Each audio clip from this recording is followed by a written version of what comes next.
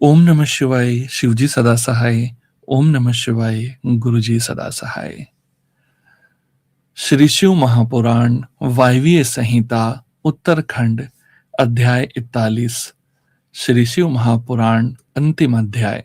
सूत जी कहते हैं, वहां मेरु पर्वत पर सागर के समान एक विशाल सरोवर है जिसका नाम स्कंद सर है।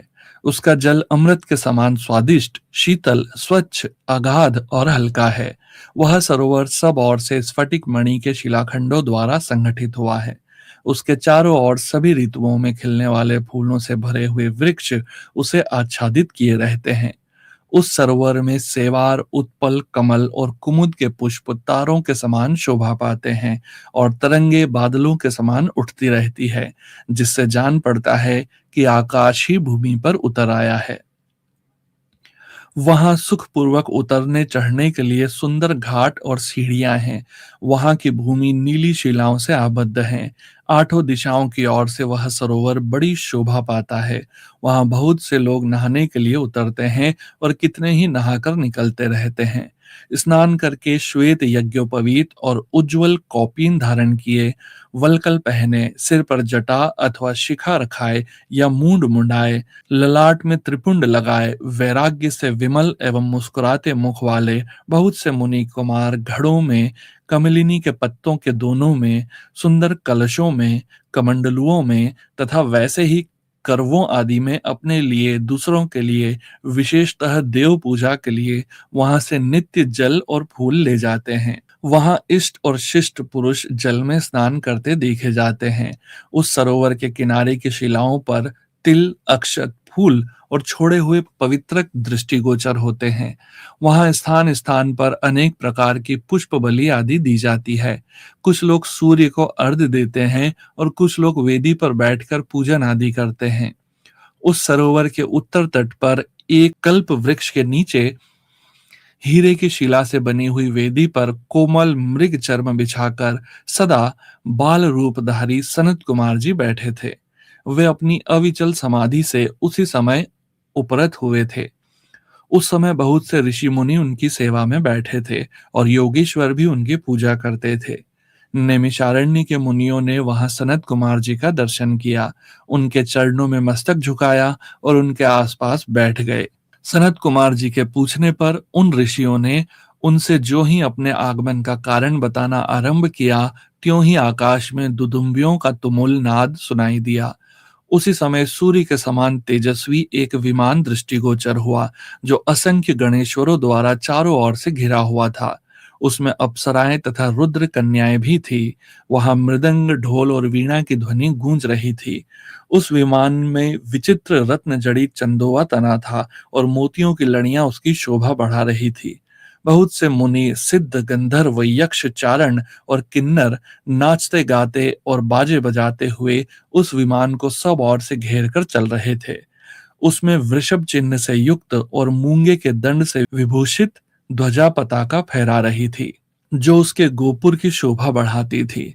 उस विमान के मध्य भाग में दो चवरों के बीच चंद्रमा के समान उज्जवल मणिमय दंड वाले शुद्ध छत्र के नीचे दिव्य सिंहासन पर शिलाद पुत्र नंदी देवी सुयशा के साथ बैठे थे। वे अपनी कांति से, शरीर से तथा तीनों नेत्रों से बड़ी शोभा पा रहे थे। भगवान शंकर को आवश्यक कार्यों की सूचना देने वाले वे नंदी मानो जगत सृष्टा शिव के अलंघनीय आदेश का मूर्तिमान स्वरूप होकर वहां आए थे, अथवा उनके रूपों में मानो साक्षात शंभु का संपूर्ण अनुग्रह ही साकार रूप धारण करके वहां सबके सामने उपस्थित हुआ था। शोभाशाली श्रेष्ठ त्रिशूल ही उनका आयुध है। वे विश्वेश्वर गणों के अध्यक्ष हैं और दूसरे विश्वनाथ की भांति शक्तिशाली हैं। उनमें विश्व सृष्टा विधाताओं का भी निग्रह और अनुग्रह करने की शक्ति है। उनकी चार भुजाएं हैं। अंग अंग से उदारता सूचित होती है। वे चंद्रलेखा से विभूषित हैं। कंठ में नाग और मस्तक पर चंद्रमा उनके अलंकार हैं। वे साकार ऐश्वर्य और सक्रिय सामर्थ्य के स्वरूप से जान पड़ते हैं। उन्हें देखकर ऋषियों सहित ब्रह्मपुत्र सनत कुमार का मुख प्रसन्नता से खिल उठा। वे दोनों हाथ जोड़कर उठे और उन्हें आत्मसमर्पण सा करते हुए खड़े हो गए। इतने ही में वह विमान धरती पर आ गया। सनत कुमार ने देव नंदी को साष्टांग प्रणाम करके उनकी स्तुति की और मुनियों का परिचय देते हुए कहा, ये 6 कुलों में उत्पन्न ऋषि हैं जो नैमिषारण्य में दीर्घ काल से सत्र का अनुष्ठान करते थे। ब्रह्मा जी के आदेश से आपका दर्शन करने के लिए ये लोग पहले से ही यहाँ आए हुए हैं। ब्रह्मपुत्र सनत कुमार का यह वचन सुनकर नंदी ने दृष्टिपात मात्र से उन सब के पाशों को तत्काल काट डाला और ईश्वरीय शैव धर्म एवं ज्ञान योग का उपदेश देकर वे फिर महादेव जी के पास चले गए। सनत कुमार ने वह समस्त ज्ञान साक्षात मेरे गुरु व्यास को दिया और पूजनीय व्यास जी ने मुझे संक्षेप में वह सब कुछ बताया। त्रिपुरारी शिव के इस पुराण रत्न का उपदेश वेद के न जानने वाले लोगों को नहीं देना चाहिए। जो भक्त और शिष्य न हो उसको तथा नास्तिकों को भी इसका उपदेश नहीं देना चाहिए। यदि मोहवश इन अनधिकारियों को इसका उपदेश दिया गया तो यह नरक प्रदान करता है। जिन लोगों ने सेवानुगत मार्ग से इस पुराण का उपदेश दिया, लिया, पढ़ा अथवा सुना है, उनको यह सुख तथा धर्म आदि त्रिवर्ग प्रदान करता है और अंत में निश्चय ही मोक्ष देता है। इस पौराणिक मार्ग के संबंध से आप लोगों ने और मैंने एक दूसरे का उपकार किया है, अतः मैं सफल मनोरथ होकर जा रहा हूँ। हम लोगों का सदा सब प्रकार से मंगल ही हो। सूत जी के आशीर्वाद देकर चले जाने और प्रयाग में उस महायज्ञ के पूर्ण हो जाने पर वे सदाचारी मुनि विषय कलुषित कलिकाल के आने से काशी के आसपास निवास करने लगे। तदंतर पशुपाश से छूटने की इच्छा से उन सब ने पूर्णतया पाशुपत व्रत का अनुष्ठान किया और संपूर्ण बोध एवं समाधि पर अधिकार करके वे अनिंद्य महर्षि परमानंद को प्राप्त हो गए। व्यास जी कहते हैं, यह शिव महापुराण पूरा हुआ। इस हितकर पुराण को बड़े आदर एवं प्रयत्न से पढ़ना तथा सुनना चाहिए। नास्तिक श्रद्धाहीन शठ महेश्वर के प्रति भक्ति से रहित तथा धर्मध्वजी अर्थात पाखंडी को इसका उपदेश नहीं देना चाहिए। इसका एक बार श्रवण करने से ही सारा पाप भस्म हो जाता है। भक्तिहीन भक्ति पाता है और भक्त भक्ति की समृद्धि का भागी होता है। दोबारा श्रवण करने पर उत्तम भक्ति और तीसरी बार सुनने पर मुक्ति सुलभ हो जाती है। इसलिए मुमुक्षु पुरुषों को बारंबार इसका श्रवण करना चाहिए। किसी भी उत्तम फल को पाने के लिए शुद्ध बुद्धि से इस पुराण की 5 आवृत्ति करनी चाहिए। ऐसा करने से मनुष्य उस फल को प्राप्त कर लेता है, इसमें संशय नहीं है। प्राचीन काल के राजाओं, ब्राह्मणों तथा श्रेष्ठ वैश्यों ने इसकी 7 आवृत्ति करके शिव का साक्षात दर्शन प्राप्त किया है।